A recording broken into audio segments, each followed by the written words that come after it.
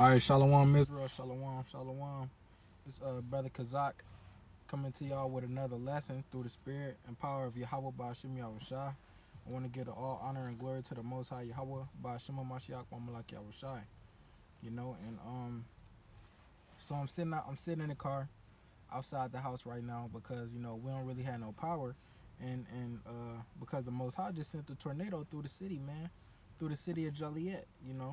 So everybody, damn near everybody on my block, in the hood, they all outside right now because the power is out. It's not no power in the whole city of Joliet. There's not no power. My mom, I stay over on the east side. My mom, she stay on the west side, and she said her power is out too. So that tells you right there that the whole city, the power is out for the whole city, and that's nothing but the Lord. That's nothing but judgment from the Lord, showing us signs at the times, showing us what's to come on this earth, man. A lot of people, they think it was just a normal tornado, a normal a normal a normal sign of the weather. But us, the people that's in this book, the people with the spirit of the Lord on them, we know that this is signs of the times. So let's get that. Because a lot of people, they may be wondering, like, why you so calm? A storm just went through, and the power is out. What you gonna do? And all that. I'm finna get up in this Bible. I'm finna read. I turned my little flashlight as soon as the power went out. I turned my little flashlight on after I had my meal, and I got to reading, man. Because that's where the wisdom and knowledge is. That's the stability, which bring me to this precept. This Isaiah 33:6. It says, "And wisdom and knowledge shall be the stability of thy times, and strength of salvation, and Salakia, and strength of salvation. The fear of the Lord is his treasure." So wisdom and knowledge is gonna be the stability of thy times. What you gonna do without the Lord's wisdom and knowledge? What is you gonna do when that massive EMP attack comes, and it's a blackout through the whole nation? What are you gonna do at those times? What are you gonna do when there's no rain and it's a famine, like in the book of 1 Kings chapter 17, when the Lord told Elijah to prophesy of the famine to Ahab? What is you gonna do in times like that?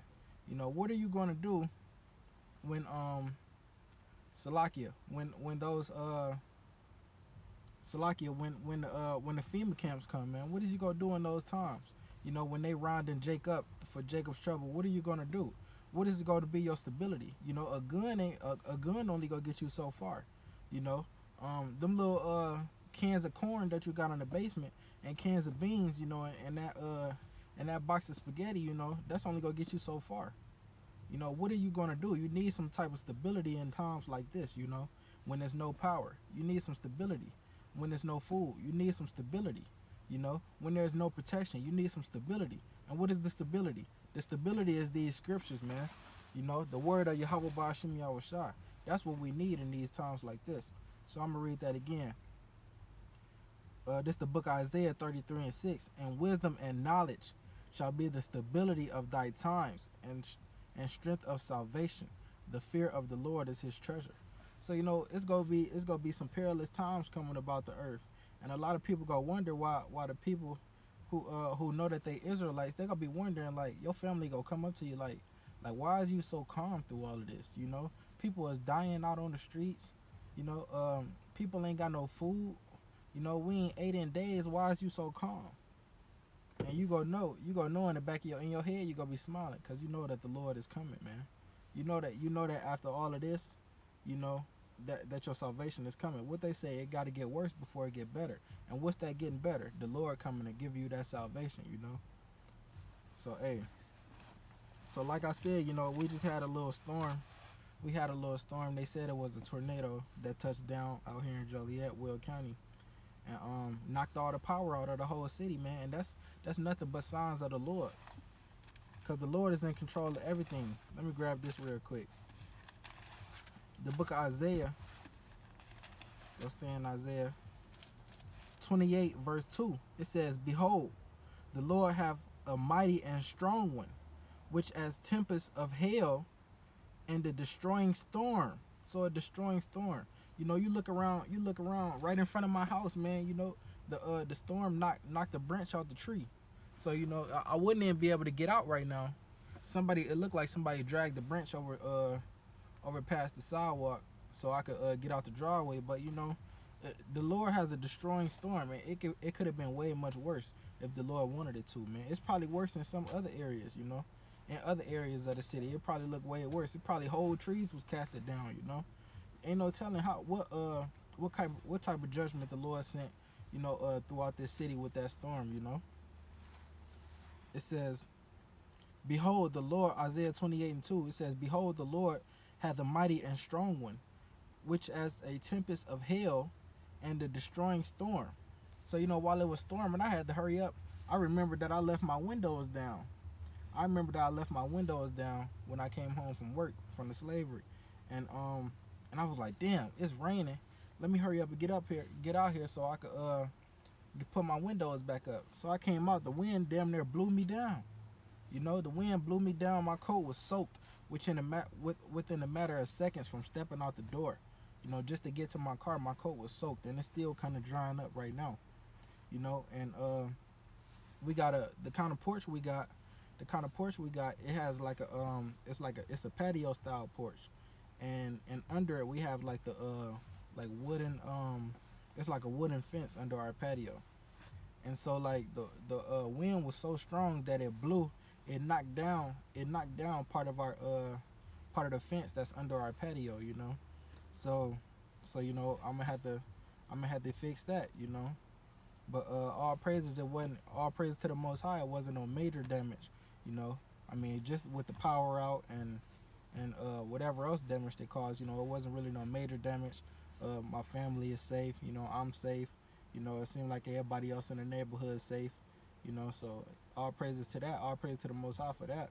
But you know, the Most High could have really sent some major judgment. You know, I don't know what's going on around elsewhere around the city, but you know, he could have really sent some major judgment. He could have had a tree fall into somebody's house, and you know, and that destroyed their house. You know, the Most High could do a lot of things. It says, with which as a tempest of hail and a destroying storm, as a flood of mighty waters overflowing, shall cast down to the earth with the hand. So whenever a city get flooded, say like Hurricane Katrina, you know, that was the Lord doing that, man. That was judgment. You know, when all them tsunamis that be happening over in the Moabite countries and in the Philippines and all of that, you know, that's the Lord sending judgment, you know. Them earthquakes that happen in Puerto Rico, that's signs of the times. What it said in Matthew 24. Let me grab that real quick. It says in Matthew 24 that signs of the time, that earthquakes are signs of the times, you know. Earthquakes in diverse places. Paraphrasing, it says, it's Matthew 24 and 6. Salakia, hold on. Salakia 7. It says, "For nation shall rise against nation, and kingdom against kingdom, and there shall be famines and pestilences and earthquakes in diverse places." So you know, Puerto Rico keep getting struck with these massive earthquakes, man. You know, way off the Richter scale. Let me go back to the book of Isaiah. This is the book of Isaiah, chapter 29, verse 6. It says, "Thou shalt be visited of the Lord of hosts with thunder and with earthquake and great noise, with storm and tempest and the flame of devouring fire." How many times California they been on fire, man? This year, man. I think it's parts of California that's still on fire right now. You know, the Amazon was on fire. You know, all of these are signs of the time, signs of the Lord coming. You know, so we got to be aware. We got to keep our nose in this book, man, because you know it's time. It's time for the Lord to it's gearing up to be time for the Lord to come back on this earth. You know, like it's saying in the book of 2nd Esdras. Let me grab that real quick. See, I was finna go into a whole lesson, but the way the Spirit just be guiding you. Salakia, let me go to, is it chapter 8?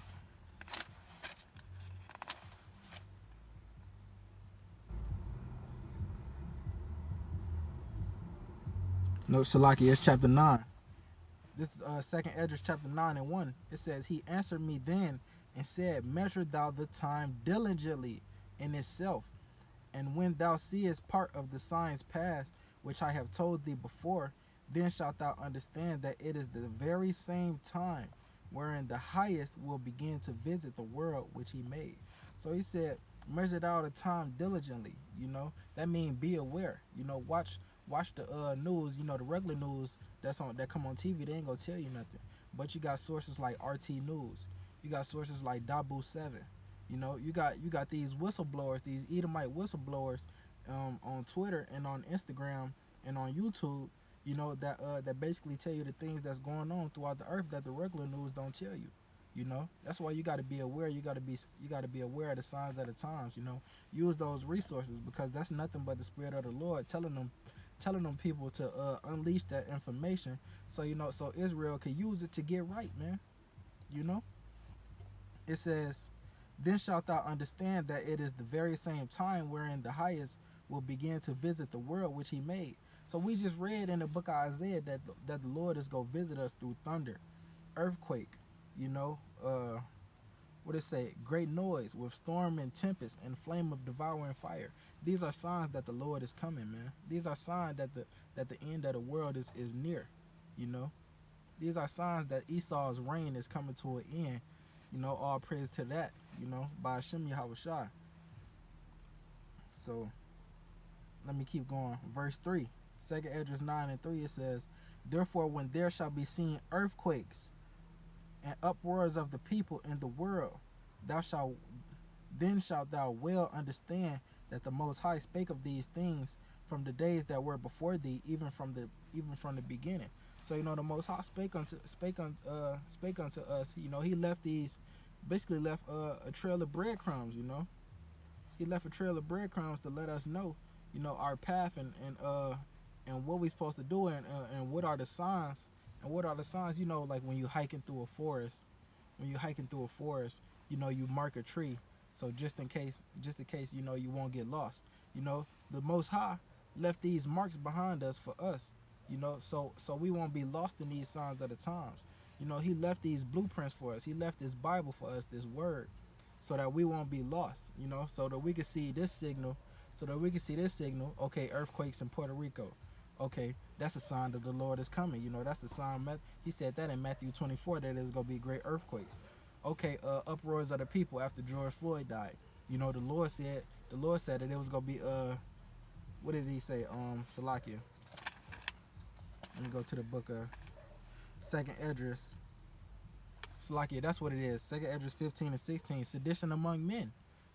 That's what was going on after George Floyd had died. It was sedition among men.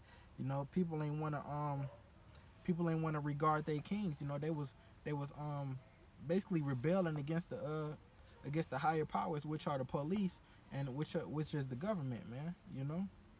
So a lot of that was going on. These are signs of the times. We supposed to be being aware, keeping our faith in this Bible.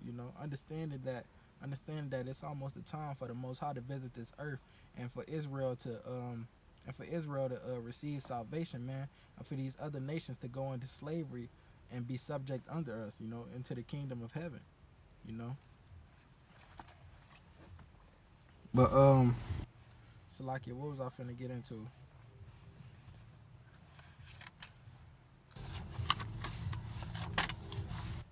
Lost my train of thought. Bear with me, Israel. Where was I at in 2nd Esdras? Did I finish that in chapter 9?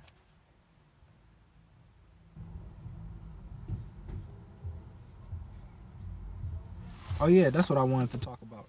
So yeah, the power is out right now, right? So basically the power may be out for the whole city. Everybody outside walking around. They don't know what to do, man. They don't know what to do. They outside walking around, people sitting on their porch. These people never come outside. But now all of a sudden they outside because what? They don't got nothing to do. You took away their TV.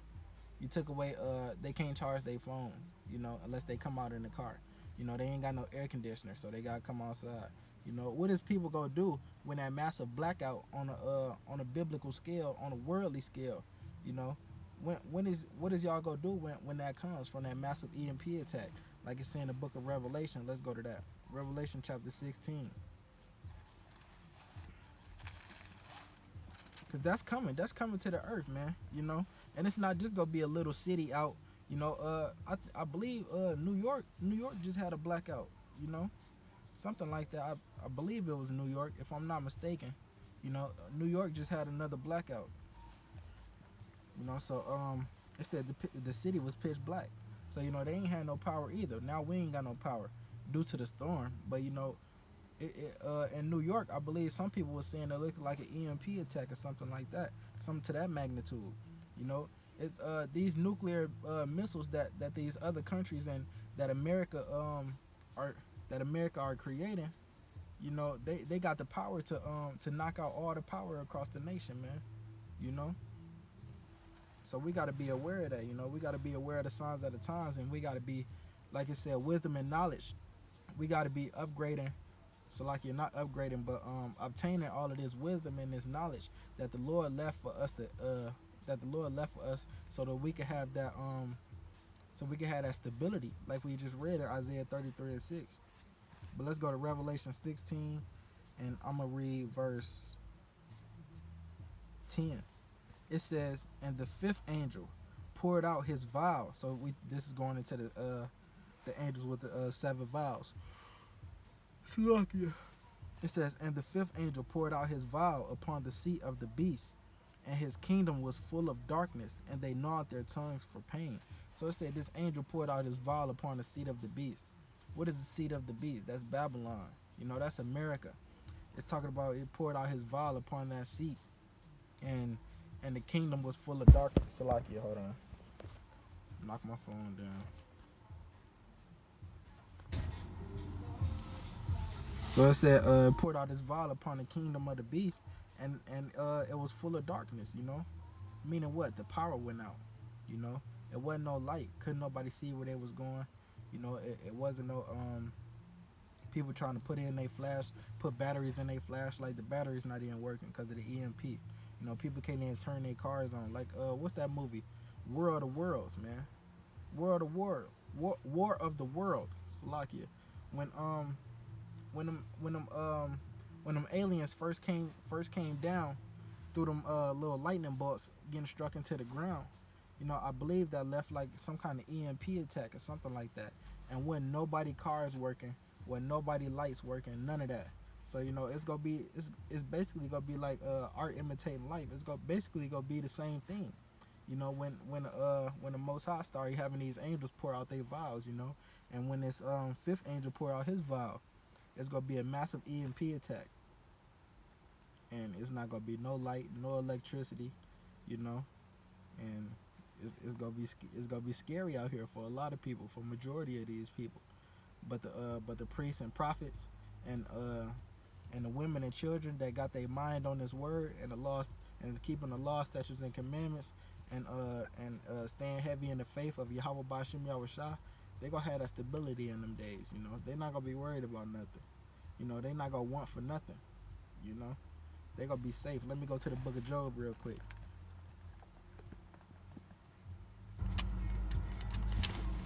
Let me go to the book of Job, chapter 5.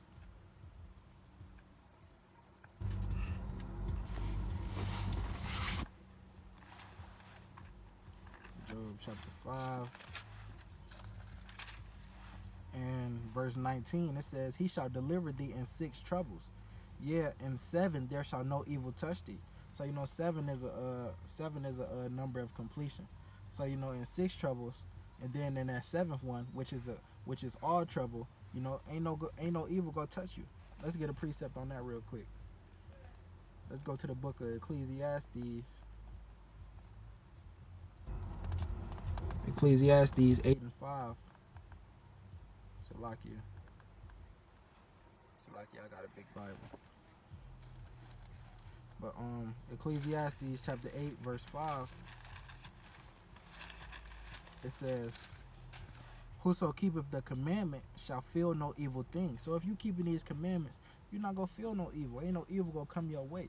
You know, you're not gonna have no worries when the whole nation is in utter darkness. You know, you're not gonna have no worries when the whole nation is facing a famine.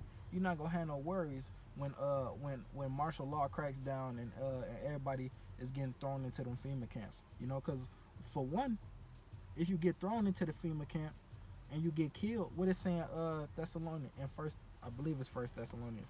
What is saying there? That the dead go rise first in her Mashiach, you know. So you're gonna be one of the first on the chariots to get resurrected. But if not, If that's not your lot, then the Lord go keep you safe if you keeping these commandments and serving the Lord in all spirit and truth and sincerity, man.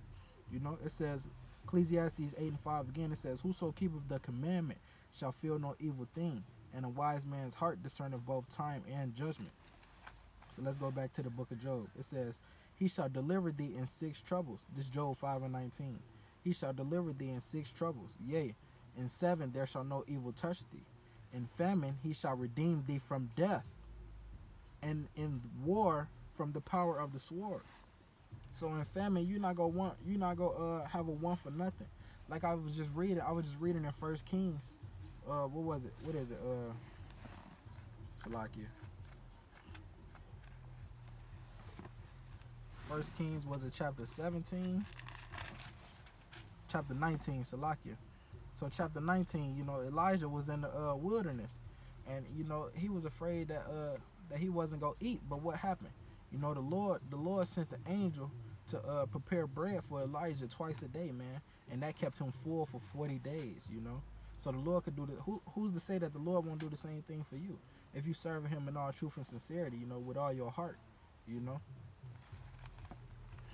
So let's go back to the book of Job. It says, in famine he shall redeem thee from death, and in war from the power of the sword. Thou shalt be hid from the scourge of the tongue, neither shalt thou be afraid of destruction when it cometh. So you're not even gonna be afraid of the destruction, because for one, if you die, you know you died in the Lord. But for two, if you don't die and that's not your lot, the Lord gonna keep you safe. You know, it's either one or the other. Either way, you with the Lord if you keeping these commandments and having faith in His Son Yahweh Shai. You know, it says, neither shalt thou be afraid. Salakia.